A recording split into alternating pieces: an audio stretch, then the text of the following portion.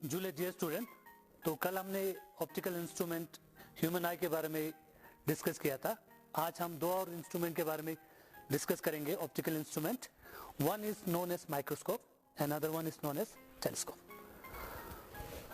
Microscope दो तरह के हम डिस्कस करेंगे, one is simple microscope and another one is compound microscope. उसी तरह टेलीस्कोप भी दो तरह के हैं, एक astronomical telescope and terrestrial telescope, जिसमें से हम सिर्फ एस्ट्रोनॉमिकल टेलीस्कोप ही डिस्कस करेंगे।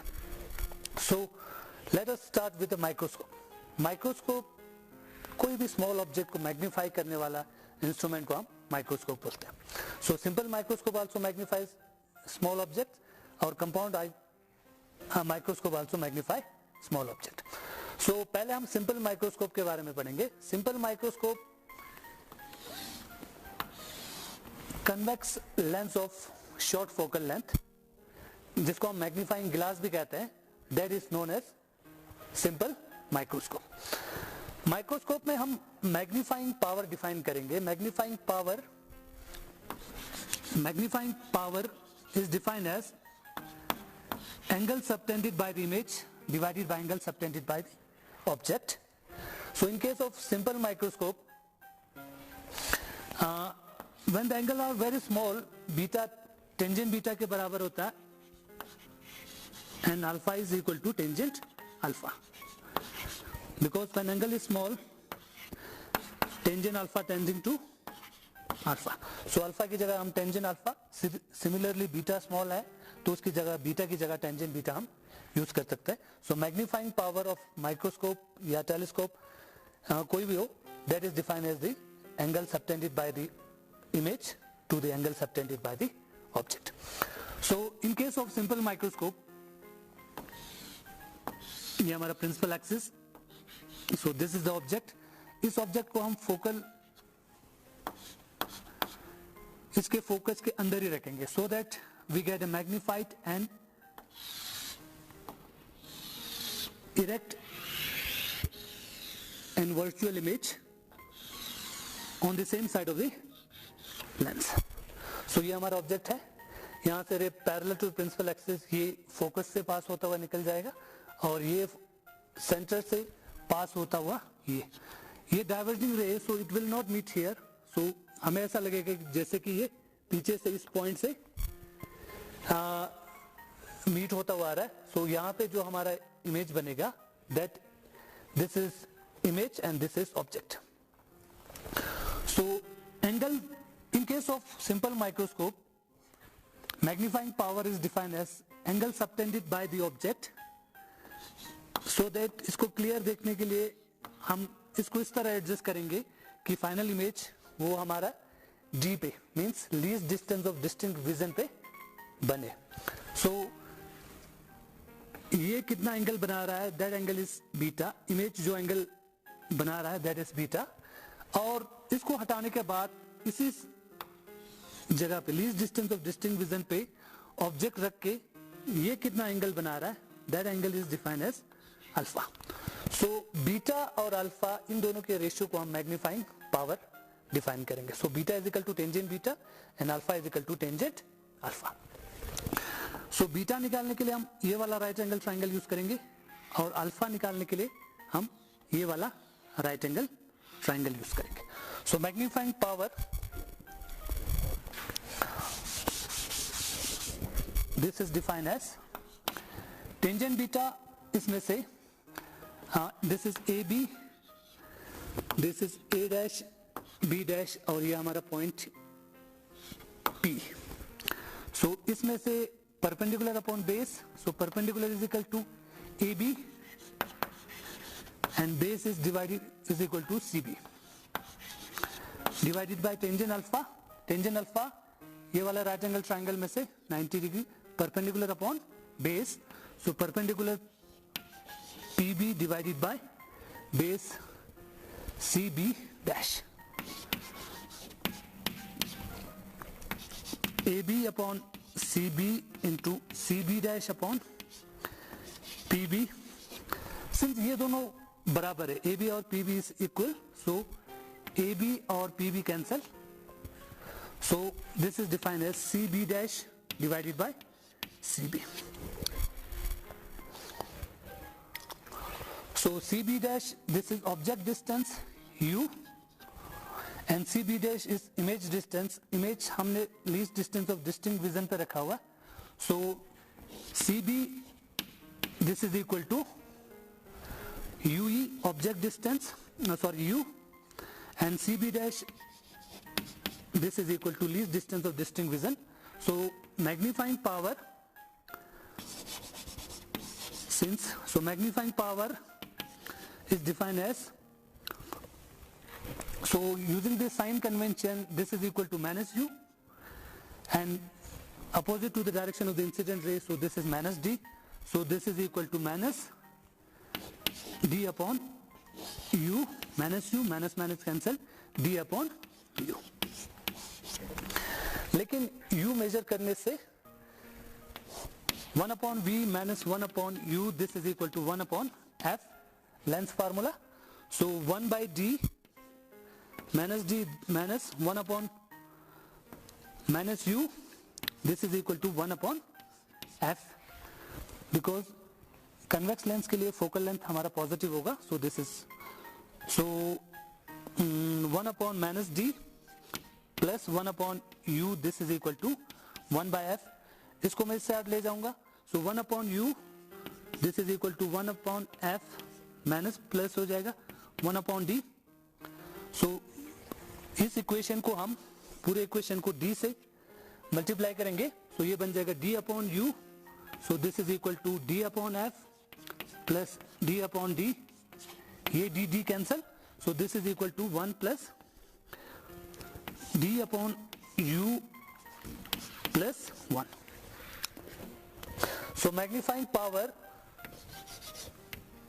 of simple microscope, this is equal to 1 plus D upon F. So magnifying power of the simple microscope, जब हमारा image near point least distance of distinct vision पे हो, so this is equal to 1 plus D upon F. ये हमने derive किया. Next हम define करेंगे magnifying power at the far point, means जब ऑब्जेक्ट इंफिनिटी पे है. Next we will discuss when image is formed at infinity. उसमें हम मैग्नीफाइंग पावर डिफाइन करेंगे. So magnifying power in that case, this is defined as angle subtended by the image. Image हमारा infinity पे बन रहा है, तो वो एंगल सबटेंड करेगा beta, divided by angle subtended by the object when view directly at the least distance of distinct vision. जब object को हम least distance of distinct vision पे रखेंगे और विदाउट माइक्रोस्कोप हम जब देखेंगे सिंपल माइक्रोस्कोप, तो वो कितना एंगल बना रहा है अल्फा, और इमेज इंफिनिटी पे बन रहा है तो वो एंगल कितना बना रहा है, दैट इज बीटा. ये ऑब्जेक्ट हमने रखा फोकस के ऊपर, line parallel to the principal axis, ये इस फोकस से पास होगा, लाइन सेंटर से होता हुआ ये पैरेलल रेस है, तो इसका इमेज जो बनेगा वो बनेगा इंफिनिटी के ऊपर. तो इमेज जो एंगल बना रहा है दैट इज बीटा, और ऑब्जेक्ट जो एंगल बना रहा है least distance of distinct vision पे, तो दैट इज अल्फा. तो इन दोनों एंगलों का ratio beta upon alpha is known as magnifying power. So angle are small, this is equal to tangent beta and this is equal to tangent alpha. So beta हम इस वाले triangle में से निकालेंगे. So this is C. So AB, A dash, B dash. So this is object. So इस वाले right angle triangle में से परपेंडिकुलर अपॉन बेस, इस वाले राइट एंगल ट्राइंगल में से perpendicular upon base. So tangent beta is equal to AB perpendicular और base बन जाएगा CB. अल्फा निकालने के लिए ये वाला right angle triangle A dash B dash divided by CB dash. So this is equal to AB CB into CB dash divided by A dash B dash. Since a b ये object का size है, a dash b object ही है, लेकिन वो object को हमने रखा हुआ least distance of distinct vision पे, सो ये दोनों बराबर होगा. A B upon CB into CB dash divided by AB. तो ये दोनों cancel, so this is equal to CB dash divided by CB. So CB dash क्या है? CB dash, so least distance of distinct vision. So magnifying power, this is equal to minus D divided by CB is object distance, object U is equal to focal length. क्योंकि हमने इसको focus के ऊपर रखा है, so U is equal to focal length minus F. So minus minus cancel. So this is equal to D upon F. D minus D, object final image minus D minus F, minus minus cancel करके. So magnifying power at infinity, when image is formed at infinity, is equal to D upon F. So image at far point infinity, magnifying power is defined as least distance of distinct vision divided by focal length of the microscope, simple microscope. So far we have discussed magnifying power in case of simple microscope. When image is formed at infinity or far point, this is equal to least distance of distinct vision divided by focal length of the lens. When image is formed at the near point, या least distance of distinct vision पे, so magnifying this is equal to 1 plus D, least distance of distinct vision divided by focal length of the lens. Now we will discuss compound microscope. Simple microscope के बाद हम compound microscope define करेंगे. सो compound microscope में दो lens होते हैं. एक lens object के पास जिससे हम ऑब्जेक्ट व्यू करते हैं, एक लेंस जो हमारे जिससे हम व्यू कर रहे हैं. तो this lens is known as eyepiece and this is known as objective. Objective हम लेंगे शॉर्ट फोकल लेंथ और शॉर्ट अपर्चर साइज, और आईपीस हम शॉर्ट फोकल लेंथ लेकिन इसका अपर्चर बड़ा होगा, लार्ज अपर्चर. सो ये हमने ऑब्जेक्ट लिया हुआ है. ऑब्जेक्ट ये फोकल इसके ऑब्जेक्टिव के फोकस के बाहर ही लेंगे, so that we get a real and inverted image इस साइड पे. फिर हम इस आईपीस को इस तरह एडजस्ट करेंगे कि जो ये इमेज बना हुआ है इसका वो इसके फोकस के अंदर होंगे, so that we get a virtual and erect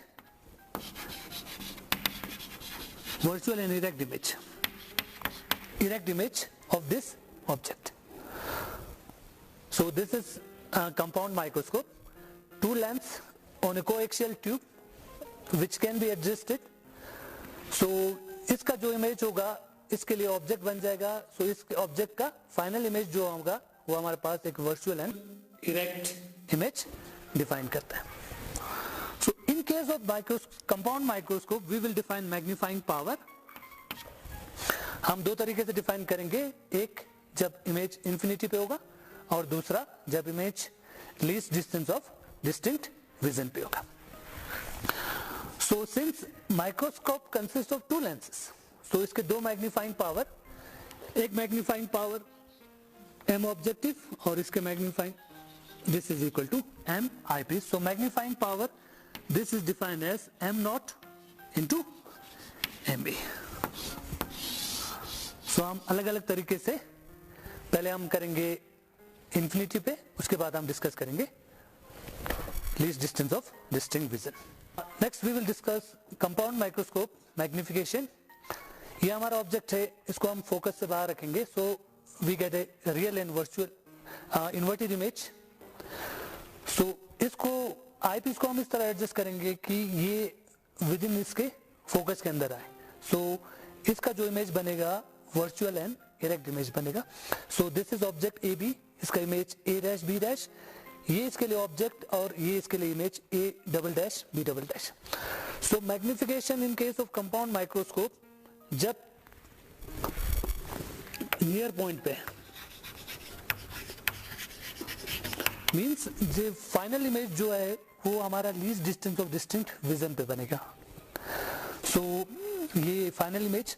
so magnification in that case is defined as angle subtended by the image at the eyepiece divided by angle subtended by the object when object is placed at least distance of distinct vision without this lens. So that is alpha. So magnification is defined as beta upon alpha. So beta is equal to tangent beta upon tangent alpha. So tangent beta भी हम इसमें से निकाल लेंगे, tangent alpha भी हम इसमें से निकाल लेंगे. So tangent beta, this is equal to perpendicular upon base a double dash b double dash divided by c dash a double dash divided by tangent alpha. इसमें से इस पॉइंट को हम a double dash, इसको हम q. So this is equal to perpendicular a double dash q divided by c a double dash. So this is equal to a double dash b double dash divided by c dash a double dash into c dash a double dash divided by a dash q. ये equal है, cancel हो जाएगा. So this is equal to a double dash b double dash divided by a dash q. a dash q A B के बराबर है. So A double dash B double dash divided by A B.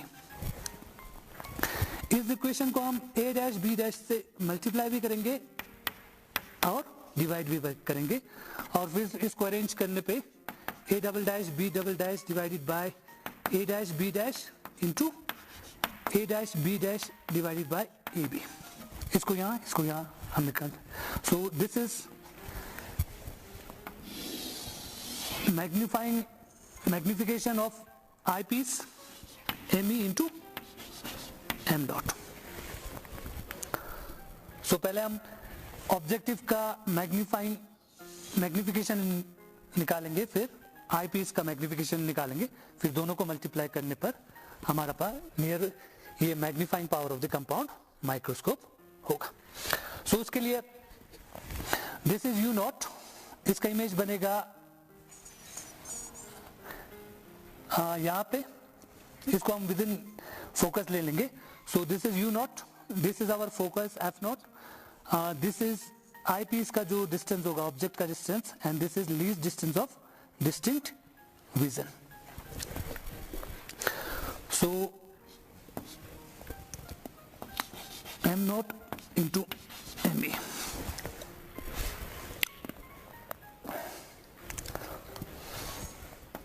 Linear magnification, this divided by this ratio.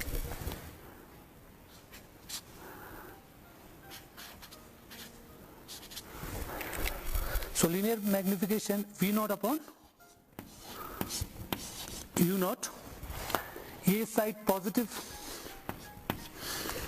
ये opposite direction में negative, into final image divided by this is CV dash CF dot least distance of distinct vision divided by UE, ये minus sign के साथ. So magnification is V naught upon U naught into D upon UE. 1 upon VE minus 1 upon UE, this is equal to 1 upon FE. So final image VE minus D, UE and FE in case of convex, this is positive. So 1 upon minus D, this is equal to, sorry, minus 1 upon UE, this is equal to 1 upon FE. So इसको इस side ले जाता हूं मैं, ये minus minus plus बन जाएगा 1 अपॉन UE, this is equal to 1 अपॉन FE plus D, multiplying both side by D, ये D अपॉन UE is equal to D अपॉन FE plus, sorry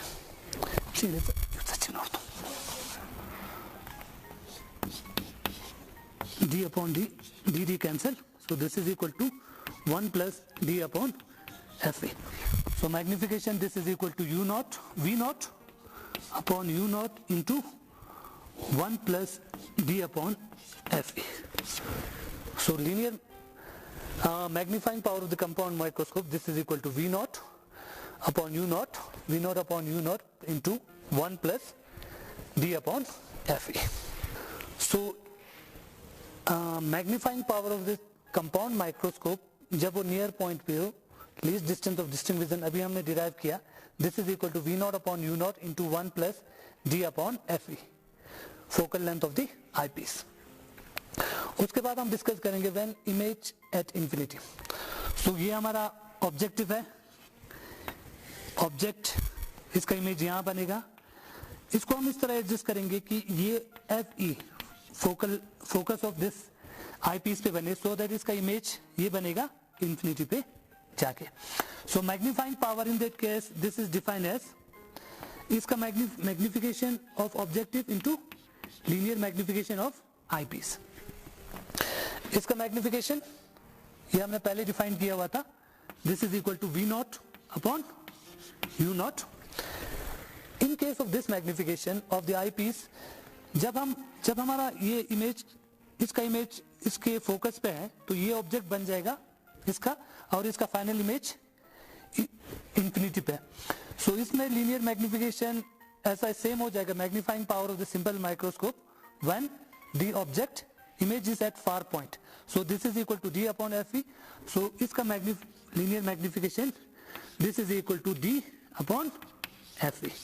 so linear magnifying power of the compound microscope when image is at infinity, this is equal to V naught upon U naught into D upon Fe. So compound microscope, simple microscope दोनों के magnifying power हमने define कर लिया.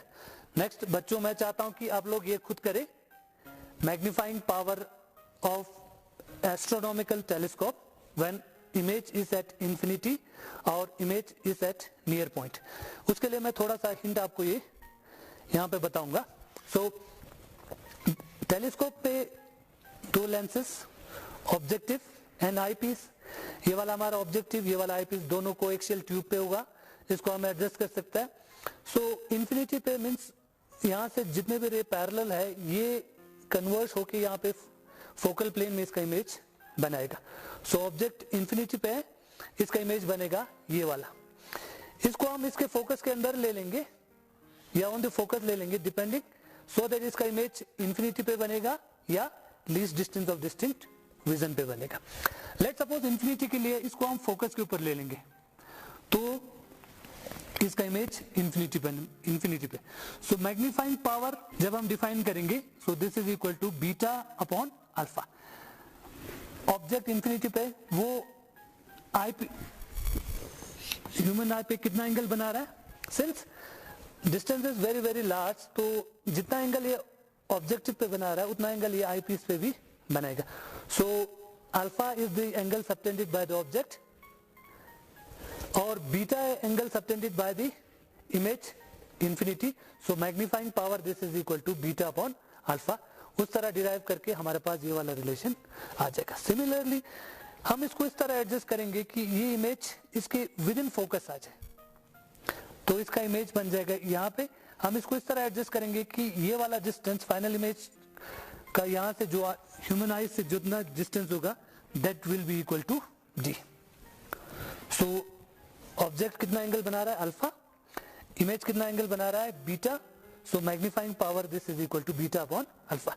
सो tangent beta upon tangent alpha ये वाले triangle में से, because this is vertically opposite angle, बराबर हो जाएंगे. सो ये वाले ट्राइंगल में से आप अल्फा निकालोगे, ये वाले ट्राइंगल में से आप बीटा निकालोगे. सो tangent beta upon tangent alpha ये वाला आ जाएगा. सिमिलरली उसी तरह बीटा यहाँ से निकाल लेना और अल्फा यहाँ से निकाल लेना. उसके बाद magnifying power this is equal to M naught into M E, M naught F E, F naught upon F E बन जाएगा और एम ई बन जाएगा 1 plus F E upon D. So उस तरह करके हमारे पास ये आ जाएगा magnification in case of image is infinity ये, और इमेज जब least distance of distinct vision पे, so magnifying power this is equal to F naught divided by F E into 1 plus F E divided by D. So ये हो गया हमारा astronomical telescope. जब image infinity पे है तो magnifying power minus F naught upon F E, जब image near point पे, so this is equal to F naught upon F E into 1 plus F E divided by D. अब मैं थोड़ा और बताना चाहता हूं कि एस्ट्रोनॉमिकल अब टेलीस्कोप और टेरेस्ट्रियल टेलीस्कोप में क्या फर्क है. एस्ट्रोनॉमिकल टेलीस्कोप ये है एस्ट्रोनॉमी, जितने भी स्टार प्लैनेट्स वगैरह देखने के लिए, because they are spherical in nature, symmetry होता है, सो उसका इमेज सीधा हो या इन्वर्टेड हो कोई फर्क नहीं पड़ता। लेकिन जब टेरेस्ट्रियल टेलीस्कोप हम डिस्कस करेंगे तो उसमें हमारा जो फाइनल इमेज होगा वो इरेक्ट होना चाहिए। तो उसके लिए टेरेस्ट्रियल टेलीस्कोप में इन दोनों लेंस के बीच में एक और लेंस होता है जो इस इमेज को एक बार फिर इन्वर्टेड कर देता है, सो दैट इसका फाइनल इमेज हमारे पास इरेक्ट आ जाए। सो this is all about terrestrial telescope and astronomical telescope. So thank you very much and जुले।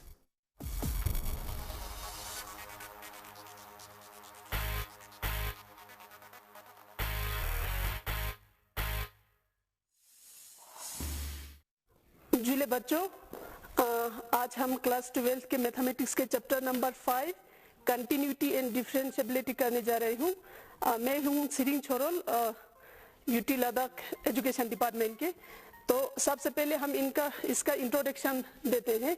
तो differentiability and continuity and differentiability क्या है? कंटिन्यूटी एंड डिफरेंशिएबिलिटी एक चैप्टर है कैलकुलस मैथमेटिक्स का।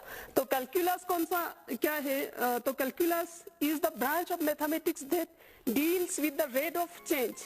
तो इसका एप्लीकेशन से आगे जाके आपको फिजिक्स में मिलेंगे, एस्ट्रोनॉमी में मिलेंगे, बायोलॉजी में मिलेंगे, इंजीनियरिंग में मिलेंगे, इकोनॉमिक्स में मिलेंगे, मेडिसिन एंड सोशियोलॉजी। तो इसका wide application in real life में है बच्चों। तो इसमें मेन हमें 3 टूल्स मिलेंगे। Tools of calculus are limits, derivatives and integrals। 3 tools है बच्चों। तो जैसे क्लास 11 में आप लोगों ने पढ़ा हुआ है limits and derivatives of a function. तो थोड़ा सा हम लिमिट्स क्या है वो बताएंगे। Limits are the tools we used for describing how a function approaches a value. Limit वो टूल है कैलकुलस का जो एक फंक्शन एक वैल्यू को कैसे अप्रोच करते हैं वो बताते हैं। और इसका हम आगे जाके इलेबोरेट करेंगे इसका। तो डेरिवेटिव्स क्या है? Derivatives are the tools we use for describing how a function changes. तो इसका डिफरेंस थोड़ा आप समझ लीजिए। लिमिट्स में बताते हैं एक फंक्शन एक वैल्यू को कैसे अप्रोच करते हैं, है कि नहीं? तो डेरिवेटिव्स में बताते हैं कि एक फंक्शन कैसे चेंजेस करते हैं। तो इसका हम आगे देखेंगे एग्जांपल्स में।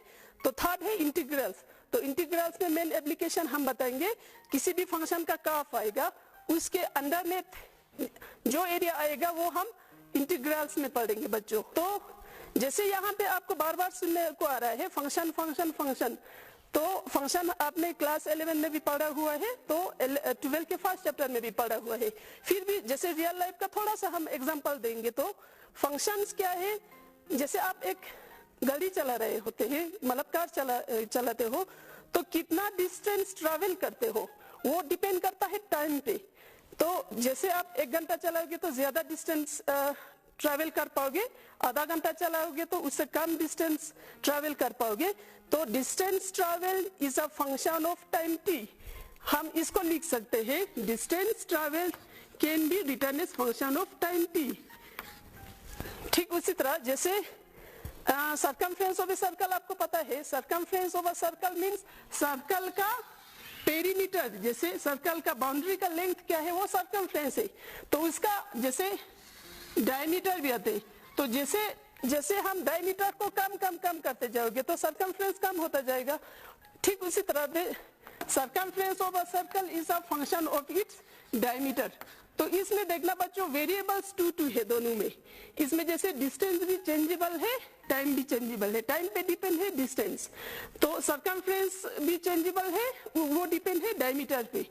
तो हम इन चीजों को जैसे यहाँ पे टाइम हो गया, यहाँ पे डायमीटर हो गया, उसको हम कहते हैं इंडिपेंडेंट वेरिएबल।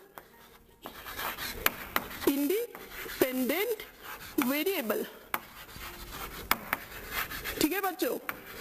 तो ये हो गया डिस्टेंस ट्रैवल्ड, जैसे ये हो गया सर्कमफ्रेंस। इनको कहते हैं हम डिपेंडेंट वेरिएबल। क्या बच्चों? Dependent variable. Dependent variable means ये डिस्टेंस ट्रैवल टाइम पे डिपेंड है, circumference of a circle diameter पे डिपेंड है, तो इनको हम डिपेंडेंट वेरिएबल कहते हैं।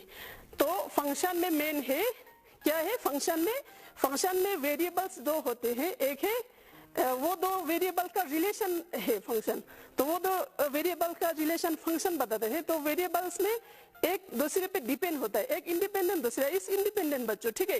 तो इसका मैथमेटिकल डिफिनेशन कैसे आता है, फंक्शन क्या है, फंक्शन है एक special type of relation between two sets, ठीक है। A relation f from a set A to a set B is said to be a function if every element of set A has one and only one image in set B.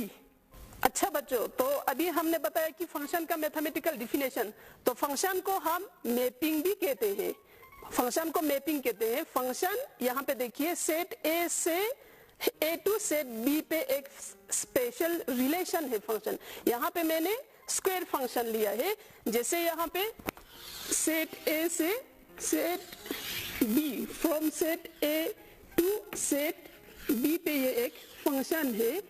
It is defined by, जैसे f of x is equal to x square, जो भी यहाँ पे element मिलेगा आपका उसका image यहाँ पे उसका स्क्वायर मिलेगा, जैसे 1 square is 1।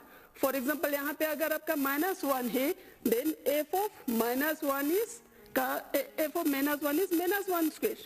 f of -1 is -1 square, that is +1. तो इस -1 का भी इमेज यहाँ पे क्या आएगा 1, जैसे -2 है उसका इमेज भी आएगा आपका यहाँ पे -2 स्क्वायर इज 4 और 2 का भी आएगा इमेज आपका 4। तो हर एक जितने भी एलिमेंट्स है उसका एक एक इमेज आपको यहाँ पे मिलेगा, दैट इज फंक्शन। बच्चों हम फंक्शन को जब ग्राफिकली रिप्रेजेंट करते हैं तो ग्राफ में आपको पता है एक हॉरिजॉन्टल और एक वर्टिकल लाइन होते हैं। तो दिस हॉरिजॉन्टल लाइन को हम एक्स एक्सिस कहते हैं और एक वर्टिकल लाइन को हम कहते हैं वाई एक्सिस। तो फंक्शन जब ग्राफिकली रिप्रेजेंट करते हैं तो उसमें हम along the y axis we represent f of x, function को हम along the y axis represent करते हैं, जो कि इंडिपेंडेंट जो कि डिपेंडेंट वेरिएबल है, और इस along the x एक्सिस हम रिप्रेजेंट करते हैं x को, ठीक है बच्चों। तो उस हिसाब से जैसे हम ऑर्डर पेयर्स में x y पहले लिखते थे तो उसको हम लिख सकते हैं x, instead of y we can write f of x, ठीक है बच्चों। ओके, तो इससे आगे हम पढ़ेंगे लिमिट्स। अच्छा बच्चों, तो अभी हम बताएंगे लिमिट्स। हमने पहले डिफिनेशन पढ़ा हुआ है। लिमिट्स क्या है, लिमिट्स मैथमेटिक्स में एक फंक्शन एक वैल्यू को कैसे अप्रोच करते हैं वो बताते हैं। तो जैसे एक एग्जांपल लिया है मैंने आपके टेक्स्ट बुक के एग्जांपल का, तो let fx is the function defined by 2x + 3। तो इस फंक्शन को एट x = 1 पे फंक्शन का वैल्यू कैसे अप्रोच करते हैं वो हम दिखाएंगे। जैसे x है, x का वैल्यू हमने लिया है 0.5, फिर 0.99, 0.999, फिर 1.001, 1.2, 1.3। ये इतना छोटा छोटा क्यों लिया है, तो x का फंक्शन का वैल्यू एट x = 1 पे हमने देखना है।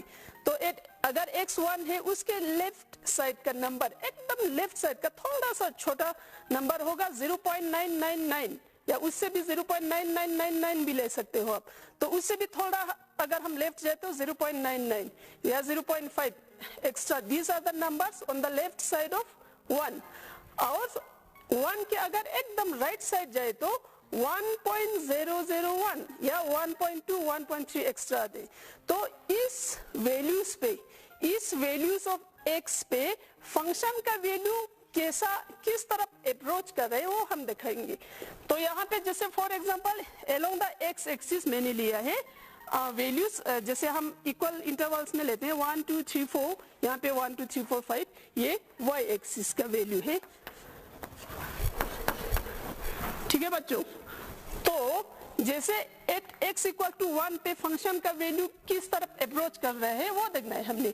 जैसे 0.5 पे 0.5 इस यहाँ पे होता है, यहाँ पे 0 और 1 के बीच में 0.5 पे फंक्शन का वैल्यू क्या आएगा 2 मल्टीप्लाइड बाय 0.5 प्लस 3 आएगा। तो 2 मल्टीप्लाइड बाय 0.5 इस क्या आएगा आपका 2 multiplied by 0.5 plus 3, this is equal to 1 plus 3, ये आ गया आपका 4। तो 0.5 पे फंक्शन का वैल्यू आ गया 4। तो यहाँ पे ग्राफ हम प्लॉट करते हैं। तो ठीक उसी तरह 0.99 पे, अब 0.99 कहाँ पे आ गया 0.5 ये है, तो 0.99 एकदम near by 1 from the left. तो यहाँ से हम लेंगे तो उसका वैल्यू आ रहा है, आप मल्टीप्लाई करके देख लीजिए 4.98। तो यहाँ पे 4.98 इज नियर टू 5, तो यहाँ पे आएगा आपका, ठीक है बच्चों। तो 0. अगर हम 999 लेंगे 0.999 लेंगे तो फंक्शन का वैल्यू आ रहा है हमारा 4.998। तो 0.999 मतलब एकदम नियर टू 1, तो यहाँ पे आएगा 4.998, ठीक है। तो ये हो गया आपका from the left hand side of the 1 function का वैल्यू किस तरफ अप्रोच कर रहे हैं, ठीक है। तो यहाँ से आप स्टडी कीजिए, जैसे 0.5 पे 4, तो यहाँ पे 4.98, यहाँ पे 4.998, तो it is nearly equal to 5, ठीक है बच्चों। तो यहाँ से आ रहा है ये तकरीबन 5 की तरफ अप्रोच कर रहे हैं। तो ठीक उसी तरह जैसे 1 से हम राइट साइड का लेंगे, 1 से राइट साइड का एकदम थोड़ा सा माइनरली छोटा हम लेंगे तो 1.001 multiplied by 2 plus 3, this is the value of the function at 1.001, ठीक है। सो 1.001, तो दिस इज आ गया आपका 2.002 प्लस 3, ये हो गया 5.002। तो यहाँ पे value of the function at 1.001 पे आ गया 5.002, यहाँ पे आपका 5 है तो 5.002 इस यहाँ पे। तो ठीक उसी तरह जैसे भी 1 के राइट साइड पे हम वैल्यूज लेते जाएंगे, यहाँ पे फंक्शन का वैल्यू आएगा 5 से थोड़ा बड़ा, तो ये हो गया इसका ग्राफ, ठीक है बच्चों। तो इससे हमें क्या पता चलता है, जैसे x का वैल्यू हम approaching to 1 from the left लेंगे तो फंक्शन का वैल्यू इज अप्रोचिंग टू 5।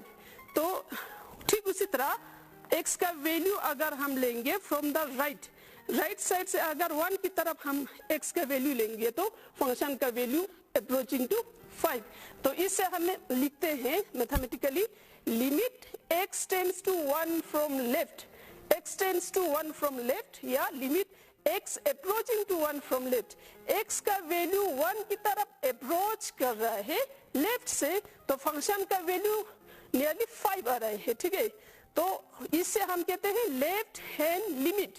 और ठीक उसी तरह जैसे हम 1 के राइट से वैल्यू लेंगे तो limit x approaching to 1 from right, 1 plus का मतलब 1 फ्रॉम राइट, x का वैल्यू 1 को अप्रोच कर रहे हैं राइट से, तो फंक्शन का वैल्यू 5 को अप्रोच कर रहे हैं। यहाँ से आप टेबल में भी देख सकते हो और ग्राफिकली भी हमें आ रहा है। तो ये लिमिट्स और फंक्शंस दोनों इस चैप्टर को समझने के लिए, कौन से चैप्टर, कंटिन्यूटी एंड डिफरेंशिएबिलिटी को समझने के लिए इसका बेसिक्स है। आप फिर से रिवाइज कीजिए बेसिक्स को, ठीक है बच्चों। ओके बच्चों, तो आज हम देखेंगे फिर अभी continuous function at a point का क्या मतलब है। तो कंटिन्यूअस फंक्शन, जैसे हम कंटिन्यूअस वर्ड का मीनिंग लेके आप थोड़ा समझ सकते हो। तो कंटिन्यूअस का मतलब कंटिन्यूअसली जो चलता है कि नहीं। तो फंक्शन का जैसे हम ग्राफ बनाते हैं, फॉर एग्जांपल अगर कोई भी फंक्शन है तो उसका ग्राफ ऐसे आता है। तो एट ए पर्टिकुलर पॉइंट, जैसे यहाँ पे अगर 1 है तो इसका यहाँ 1 पे फंक्शन ब्रेक नहीं होता है, फंक्शन का ग्राफ ब्रेक नहीं होता है, ये कंटिन्यूअसली अगर चलता है अराउंड 1 के लेफ्ट साइड से 1 के राइट साइड पे ये फंक्शन का ग्राफ कंटिन्यूअसली आता है, तो उस फंक्शन को हम क्या कहते हैं, the function is continuous at that particular point, ठीक है बच्चों।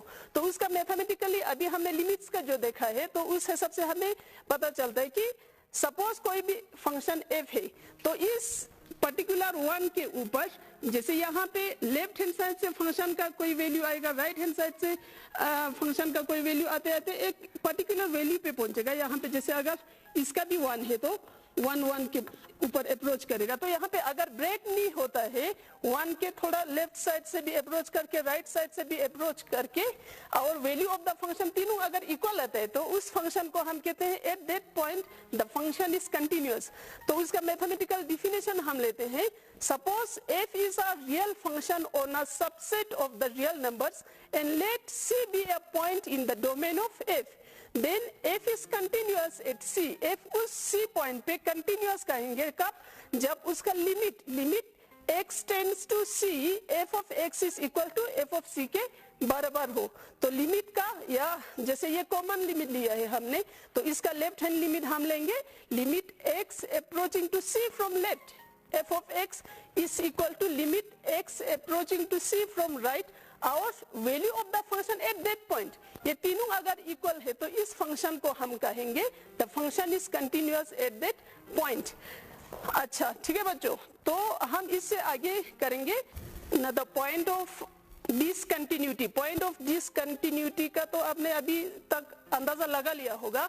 तो पॉइंट ऑफ डिसकंटिन्यूटी का क्या मतलब है? कोई भी फंक्शन अगर एक पॉइंट पे डिसकंटिन्यूअस होता है, कंटिन्यूअस नहीं होता है, तो उस पॉइंट को हम कहेंगे पॉइंट ऑफ डिसकंटिन्यूटी। ठीक है, if a function is not continuous at a point, for example c, we say that the function is discontinuous at that point, और उस पॉइंट को हम कहेंगे point of discontinuity of the function. ठीक है, तो यहाँ पे बुक्स के एग्जांपल्स में से हमने लिया है, अब बुक्स पे फिर से रिवाइज कर सकते हैं। तो कोई भी फंक्शन जैसे f(x) equal to 1, x less than equal to 0 है, और f(x) का वैल्यू 2 है फॉर x ग्रेटर देन 0। तो along the x एक्सिस हमने लिया है डोमेन, और along the y एक्सिस इसका इमेज जैसे वैल्यू ऑफ द फंक्शंस लिया है। तो x लेस देन और इक्वल टू 0 के लिए 1 है फंक्शन का वैल्यू। ठीक है, तो x लेस देन और इक्वल टू 0 का मतलब है 0 से जितने भी छोटे नंबर से उन सब के लिए फंक्शन का वैल्यू 1 है। जैसे x माइनस 1 के लिए भी f(x) 1 है। ठीक है, x माइनस 1 लेते हो तो f(x) 1 आएगा। x माइनस 0.9 ले तब भी f(x) का वैल्यू 1 आएगा। x माइनस 2 ले तब भी f(x) का वैल्यू 1 आएगा। तो इसका ग्राफ जाता है यहाँ से लेके सीधे पैरेलल टू x एक्सिस। ठीक है बच्चों, तो x ग्रेटर देन 0 के लिए, x ग्रेटर देन 0 मतलब 0 से थोड़ा बड़ा, जैसे 0.1 ले, 0.1 के लिए भी f(x) का वैल्यू क्या दिया है बच्चों? 2। तो 0.1 के लिए f(x) का वैल्यू 2 दिया है। ठीक है बच्चों, तो यहाँ पे ये खाली क्यों रखा है? यहाँ पे ये रेड से मैंने मार्क करके ये खाली रखा हुआ है। क्यों रखा हुआ है? एकदम 0 के लिए f(x) का, x इक्वल टू 0 के लिए f(x) का वैल्यू 1 है, यहाँ पे आया है। तो इस लाइन पे अगर 0 है तो इस पे 2 नहीं है, तो ये यहाँ पे खाली रखना। तो 0 से थोड़ा आएंगे, 0.9 लेंगे या 0.0001 ले तब भी f(x) का वैल्यू 2 आएगा। तो यहाँ पे 2, x का वैल्यू 1 है तो f(x) का वैल्यू तब भी 2 आएगा। ठीक है बच्चों, तो यहाँ से जाते हैं। तो इस ग्राफ को बनाने के लिए हमें यहाँ से अपने पेन को उठा के दोबारा करना पड़ता है। कहाँ पे? 0 पे। ठीक है बच्चों, यहाँ से जैसे ग्राफ सीधे बन गया यहाँ तक, तो यहाँ पे 0 पे पहुंचते ही 0 से थोड़ा बड़ा नंबर लेने पे ग्राफ का यहाँ पे फंक्शन का वैल्यू 2 आ रहा है। तो यहाँ से उठा के यहाँ से अलग से बनाना पड़ता है। इसका मतलब ये फंक्शन क्या है? 0 पे ये फंक्शन डिसकंटिन्यूअस है, 0 पे ये फंक्शन ब्रेक हो रहा है। ग्राफ क्या हो रहा है? ग्राफ ब्रेक हो रहा है। पेन को हमें उठा के अलग से बनाना पड़ता है इसका ग्राफ। ठीक है, तो ठीक उसी तरह एग्जाम्पल 2 भी है, आप देख लीजिए। तो ये है जैसे फंक्शन f(x) इक्वल टू 1 है, x नॉट इक्वल टू 0 के लिए, f(x) इक्वल टू 2 है, x इक्वल टू 0 के लिए। ठीक है, तो यहाँ पे x का वैल्यू 0 लेगा तो f(x) का वैल्यू क्या आ रहा है? 2, x का वैल्यू 0, f(x) का वैल्यू 2, तो ये हो गया इसका। ठीक है, तो x नॉन 0 के लिए, 0 को छोड़ के बाकी जितने भी नंबर है उसके लिए f(x) का वैल्यू 1 आ रहा है।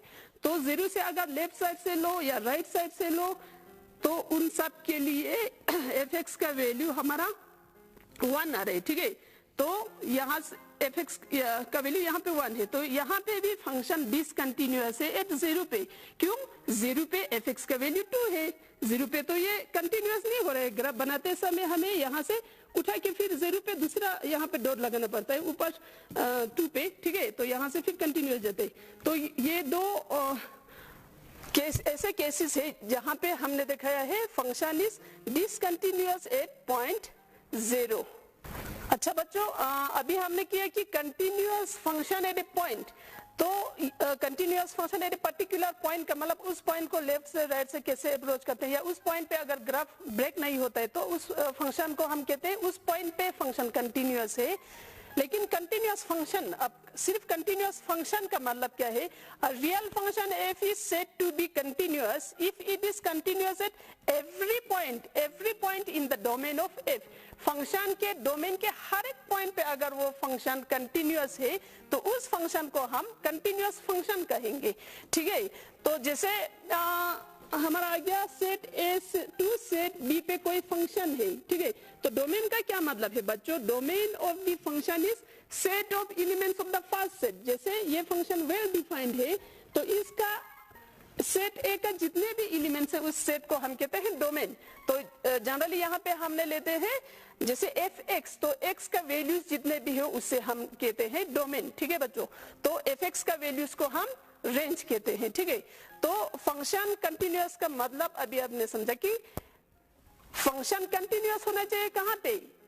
Every point in the domain of F. Domain of F में जितने भी पॉइंट्स है उस पे फंक्शन कंटिन्यूअस होना चाहिए बच्चों। तो हम कंटिन्यूअस फंक्शन का एक एग्जांपल लेते हैं।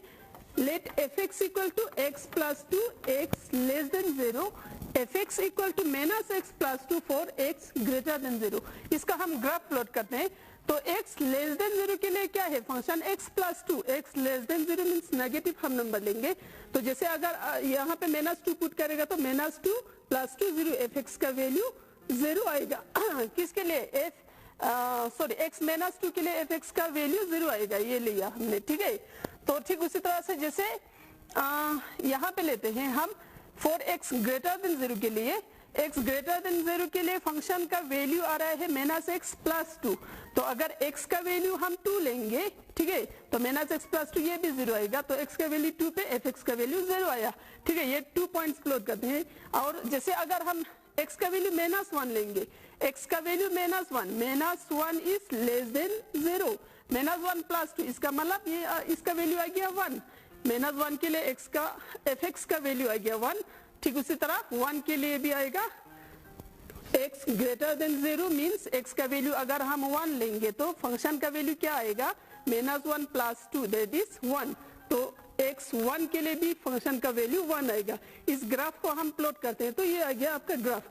तो कहने का मतलब ये है, ये फंक्शन है तो कंटिन्यूअस है, लेकिन आप सोच रहे होंगे यहाँ पे मैंने गोल बनाया तो यहाँ पे डिसकंटिन्यूअस क्यों है? आप सोच रहे होंगे फंक्शन एट 0 इज डिसकंटिन्यूअस, 0 पे डिसकंटिन्यूअस है, लेकिन 0 पे ये फंक्शन डिफाइन ही नहीं है बच्चों। तो फंक्शन को हम कंटिन्यूअस कहेंगे। क्यों कहेंगे? क्योंकि हर एक डोमेन पे, domain means the values of x less than 0 के लिए भी फंक्शन कंटिन्यूअस है, फॉर x ग्रेटर देन 0 के लिए भी फंक्शन कंटिन्यूअस है। इस फंक्शन को डिसकंटिन्यूअस एट 0 नहीं कहेंगे क्योंकि 0 पे ये फंक्शन डिफाइन नहीं है, तो ये फंक्शन है कंटिन्यूअस फंक्शन। बच्चों तो आज हमने किया continuity of a function at a particular point और कंटिन्यूअस फंक्शन क्या होता है, ठीक है। तो ये सारा डिफिनेशन था और लिमिट्स भी हमने किया, ये सारा बेसिक्स ऑफ दिस चैप्टर। तो बेसिक्स बहुत जरूरत है, आप फिर से रिवीजन कीजिए। कल हम मिलेंगे विथ क्वेश्चंस एक्सरसाइज। तो स्टे सेफ।